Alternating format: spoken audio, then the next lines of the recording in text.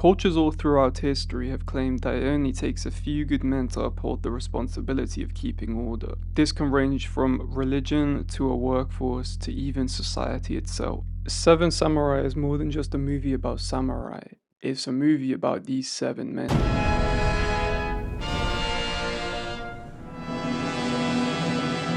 Today I'm going to be focusing on one of these men, Kikuchiyo. Forgive my pronunciation of this character's name, please. The samurai arrive at a village after the farmers convince them to defend their land from bandits that will be arriving soon. The reaction confuses the samurai. The farmers are absolutely terrified of them and won't leave their houses, but the reason the samurai are there in the first place is to protect them. The focus of this video, Kikuchiyo, stands there laughing.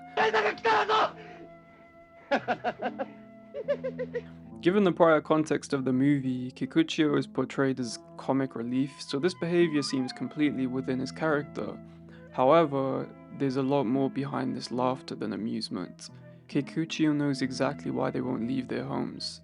The other samurai, as well as the peasants who led them to the village, don't understand the reaction. For the samurai, the perspective of a peasant is completely foreign, but for the villagers to not even know why, and I'm claiming that Kikuchiyo knows, there must be something Kikuchiyo knows about the villagers that they don't even know themselves. For this reason, they go to the village elder for advice. You'll notice though that Kikuchiyo stays behind and doesn't go to see the village elder, because he doesn't need to. He already has the solution to this problem.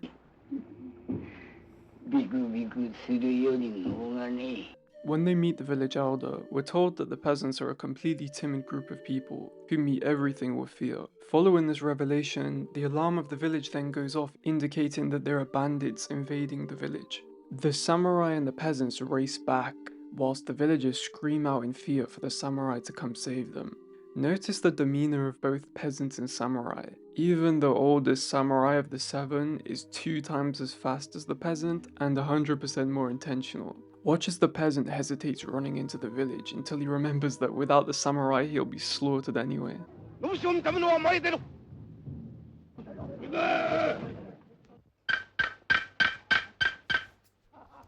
Kikuchiyo was already 2 steps ahead of everybody.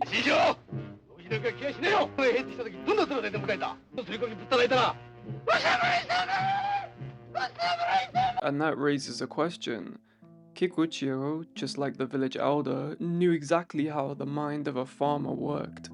It is interesting that only 2 people who understand the nature of the peasants are the wisest man in the village and Kikuchiyo.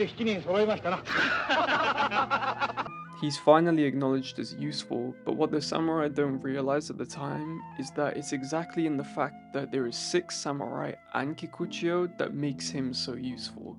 But what do I mean by that? Whilst training the villagers to fight, Kikuchiyo notices that one of the villagers has a spear rather than a bamboo stick. It's revealed to the audience that villagers would often hunt down samurai fleeing from battle and kill them to steal their equipment.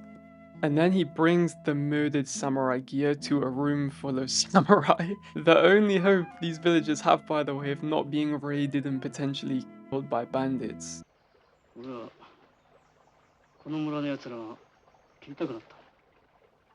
The samurai then sit there in anger and contemplation of what to do next. One of the samurai even claims he wants to end their lives because of this revelation, and this sends Kikuchiyo over the edge.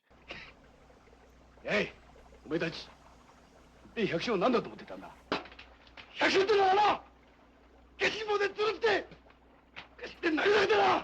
Kikuchiyo starts to rant about everything the farmers do, the way they hide food, how they're mean, stupid murderers, and then asks a question that none of the samurai could have even considered from their own perspectives.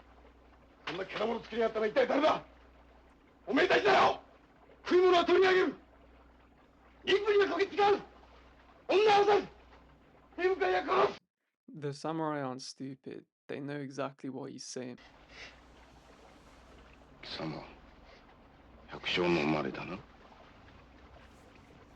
And just like that, all of his previous actions are explained.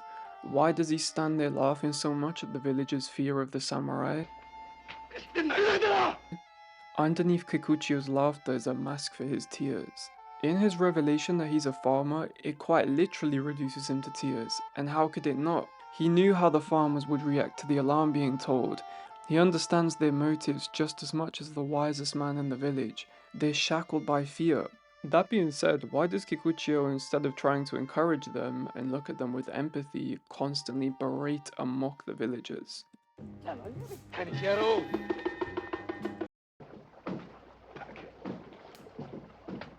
They even try to console a fragile, depressed old woman by saying there's no suffering in the afterlife, and then he butts in and tells her, こんな苦しみあるね。こんなものありゃせん。あの世には戦もないし、大変なことですな。 The key to unlocking the reason behind this resent are two very important scenes in the movie for the development of the character Kikuchiyo. In one of these scenes, he claims. The second scene is found at the end of the movie and one of the most emotional scenes I've personally ever seen. A woman runs out of a burning building, carried only by the will that a mother can possess, and carries her baby towards the first sign of safety before collapsing to her death. The safety is Kikuchiyo's arms, and in his arms, looking at that baby, he's reminded of his childhood.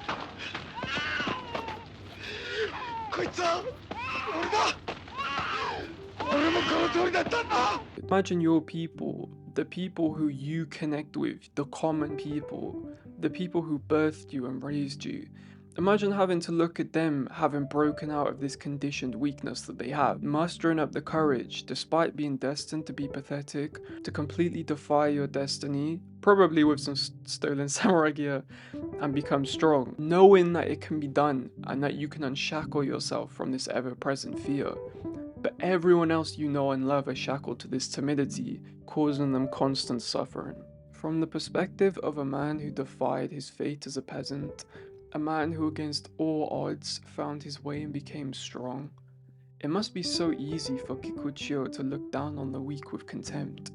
Empathy aside, one of the most common reasons for people hating others is that subconsciously the person they hate is a mirror. Certain actions people do might reflect the things you hate about yourself, or they may reflect the things you used to hate about yourself but have grown out of, or it's a mirror into the person you could have been if you didn't change your ways.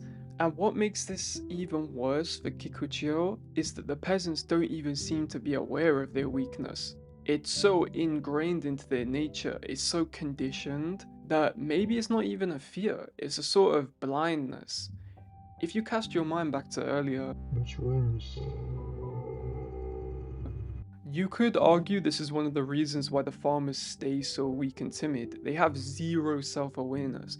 The villager doesn't seem to understand why no one is coming to greet them, yet if he were to be one of the villagers, rather than the man who gathered the samurai, I have no doubt he would be hiding in one of the houses all the same.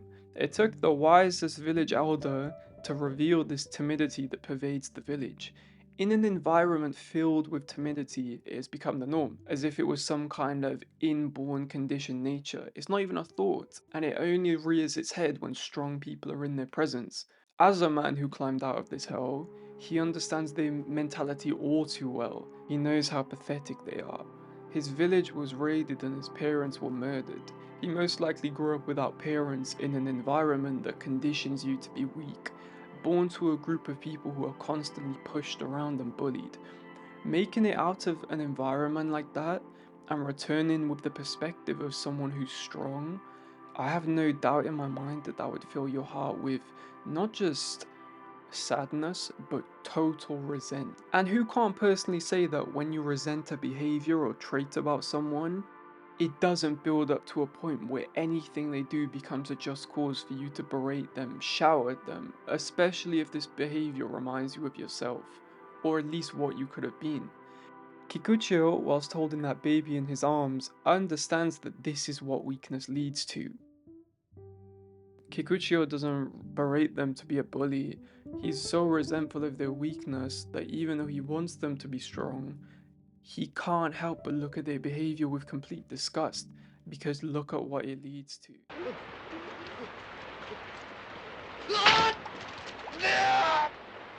Kikuchiyo is shot by the last remaining bandit, but before he collapses, he musters up the strength to finish him off. Kikuchiyo rose from a peasant, defied his destiny, and ended his life trying to make the peasants better, stronger, and traded his life to defend them from certain death. If there's room for a man in the higher abodes, Kikuchiyo is worthy of that place. And I think an important lesson can be taken from this. A true strong person raises up and protects the weak. And there is criticism of this, saying, well, if the weak is coddled too much, don't strong men create weak times? And yeah, this is the downfall of many strong men. They have no understanding of weakness, an understanding that could potentially save the entire world. The other 6 samurai, they're strong, but remember, Kikuchiyo isn't just strong, he understands weakness, and subsequently, how to deal with it.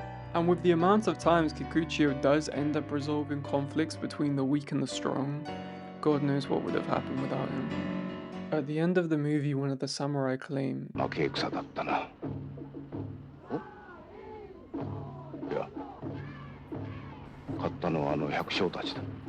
I'd be willing to argue that this is their victory. Devotion and protecting of others is exactly where these men's value lie. And in every religion, in every one of the highest philosophies on earth, devotion to others is always enough to send man to the higher abodes. So grateful to be alive, but alive ain't always living. Sometimes it's just survive day to day.